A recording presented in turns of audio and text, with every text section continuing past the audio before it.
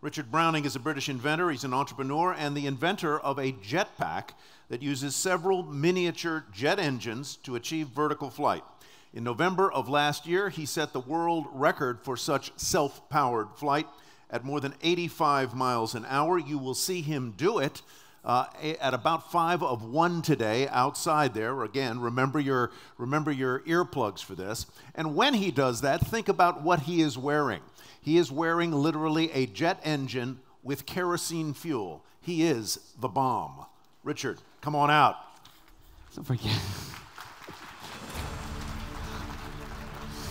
Welcome. Thank you. Fantastic. Thanks very much. I'll slightly dispute the bomb bit, but thank you for that anyway. Right. So flight, it's a subject that I think has inspired people kind of forever since we looked up at the birds.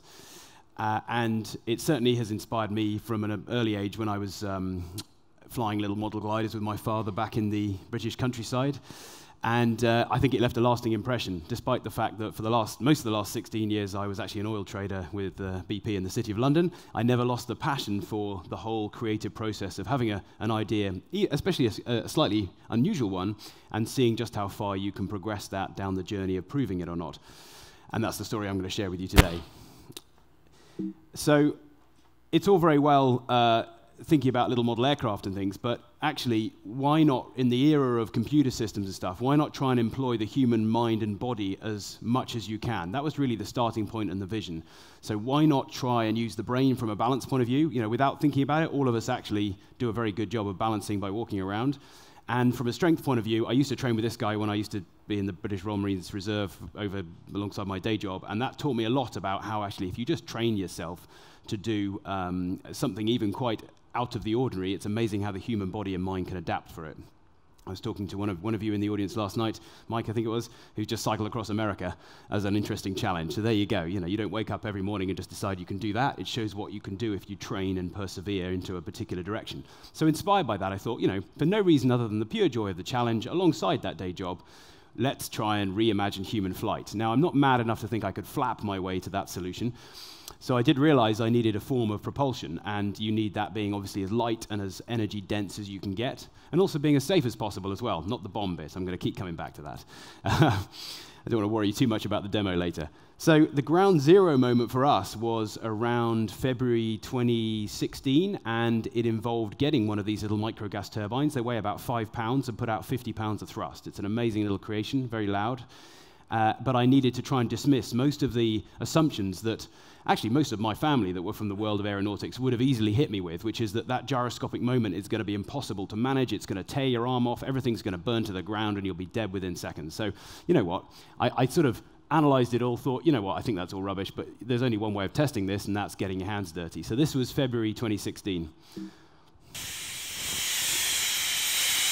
So this is, keep riding that. That's good. This is February 2016. This is a little jet engine on my arm, and actually realizing it's very benign. Yes, it's loud, but it's just this spongy push, a bit like a fire hose. From a Newtonian point of view, it should be. It's just blowing air out of it. It's just like throwing water out of a fire hose at 80 miles an hour, but this is air coming out at about 1,000. It really wasn't actually too bad. So having done that experiment with my mop bucket in that lane in the countryside, I decided to upgrade.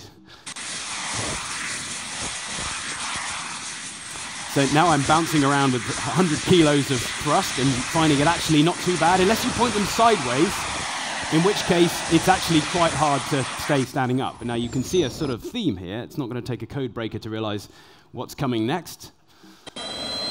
So I've now got 4. That was quite a moment, really, because you realize you're not coming down too quickly. It's quite satisfying to know that I didn't have enough power on paper to keep going up, so it was a nice learning experience. We then started to look at the legs. So what about if you start putting some of that thrust on the legs? After all, your legs are designed to take your weight.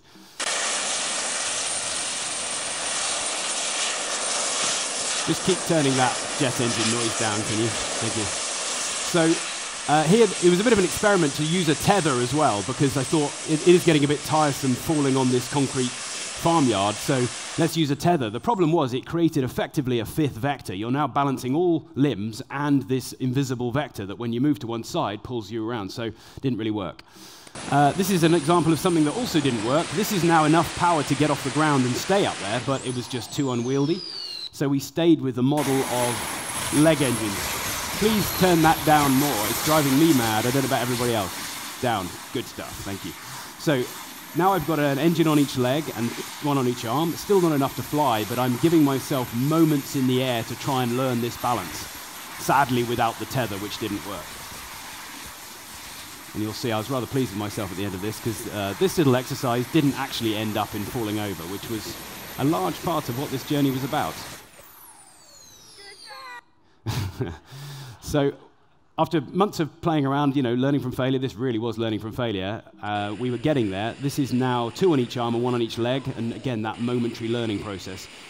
A real challenge was when your brain realizes you're off the ground, you tend to bend your knees and start pedaling and trying to find the ground again. You see my leg kicking up. That was a major problem, because obviously that starts to rotate you. But some 8 months after starting, we managed to do this, which is arguably the biggest kind of breakthrough moment. Still fighting my right leg. But there you go, there's no wire or tether, that's actually flying with 6 little jet engines. So from there, really, it's been about refining it. Today will be event 130 countries, and this is a little sort of snapshot of some of those events. And you can tweak the music up a little bit if you like.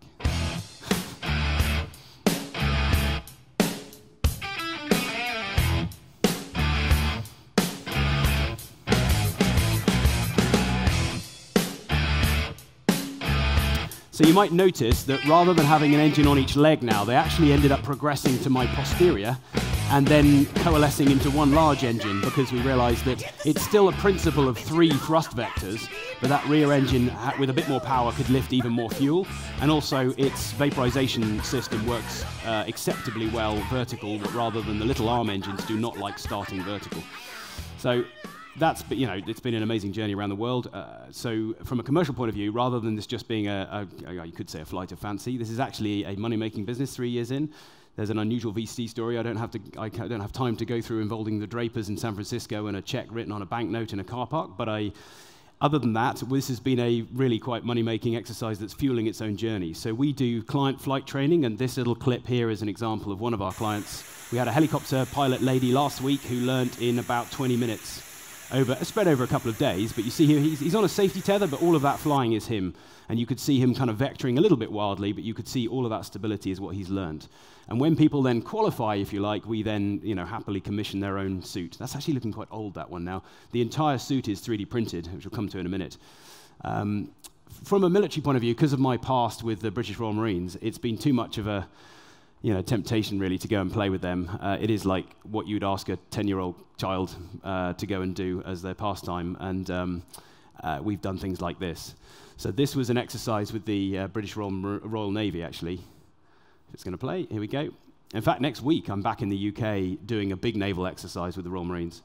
So there was no real game plan, we just had to play around. I told the P2000 patrol craft to try and lose me, which was a little daunting because it felt like a big piece of grey sea. But it was, as far as my brain concerned, not really moving, as you'll see from this clip when I fly back. And I went to go and bother the little media boat that we had there as well by landing on the front of it.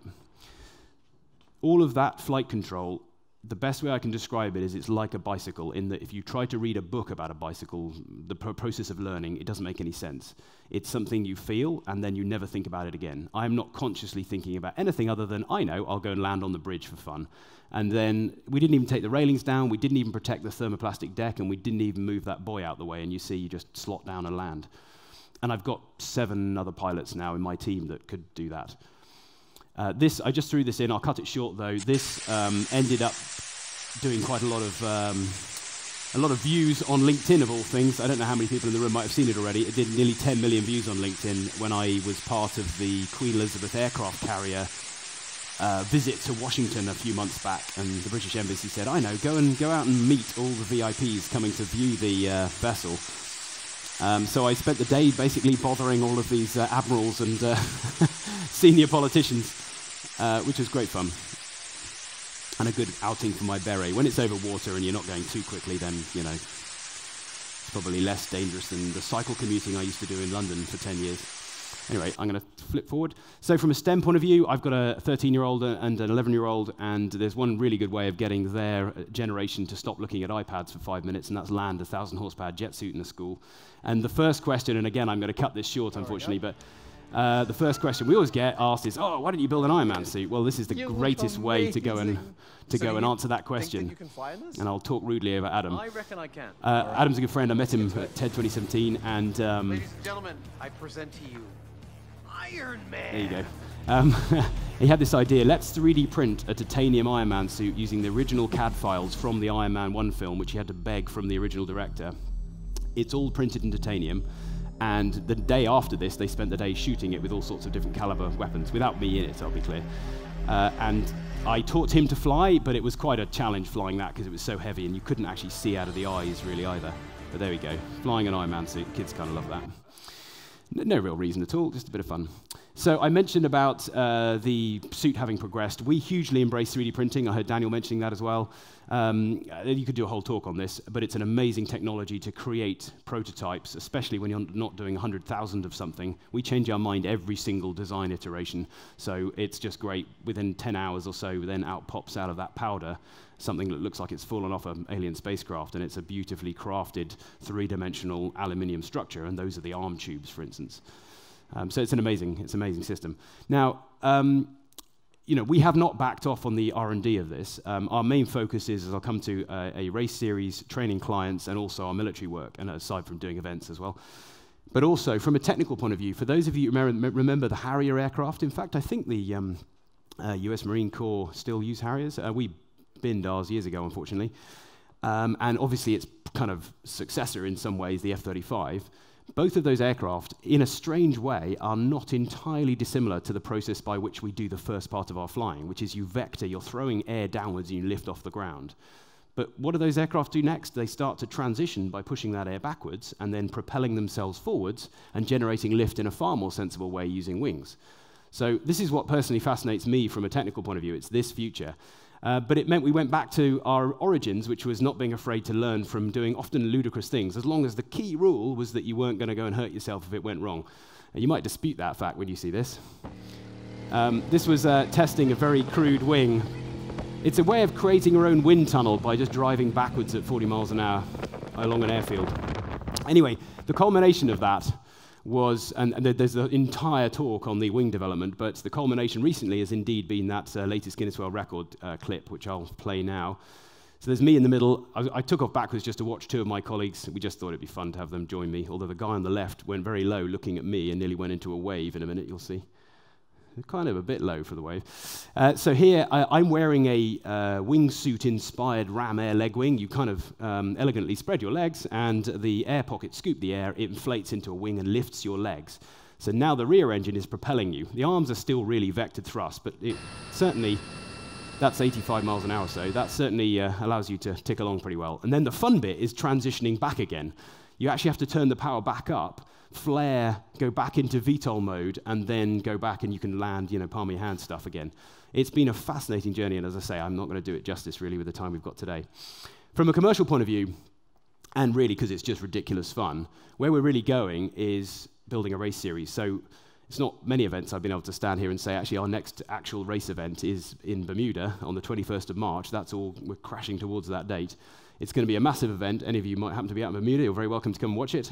It's going to be a showcase of what we can do technically and what our pilots can do. And this is a pretty basic little show reel showing some of the, if it's going to play, here we go, showing some of the idea. This is, treat this as a sort of some insight into some of what you're going to see. Let's see what happens. And we've got all the suits are different colored now. We've got all sorts of different pilots with loads of different obstacles.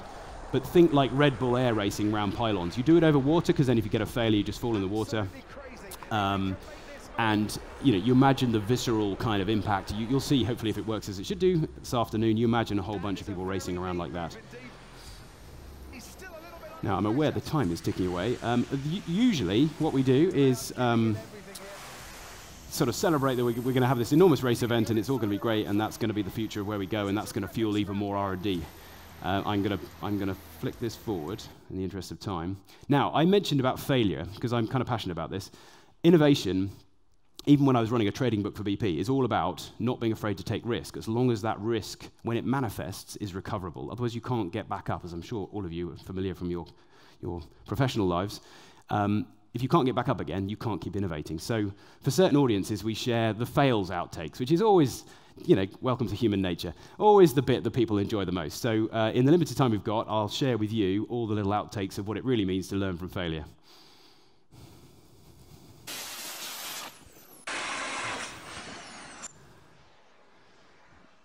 A couple of these are fuel issues. That was just an engine didn't start up in sync, so you get kind of pushed to one side. That was me. That was pilot error. I didn't realize I can't run at 20 miles an hour. That was somebody got scared of a flag.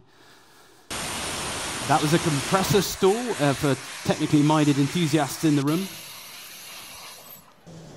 This is why we fly fast and crazy over water. So when that happens, there's a water-triggered life jacket. The entire suit has also got neutral buoyancy in it. So even if the life jacket, there you can see the life jacket, even if that happened to have a problem, you're still not going to sink, which is a nice thought. That was in the Maldives. They contaminated my fuel with fabric conditioner. That was a disappointment.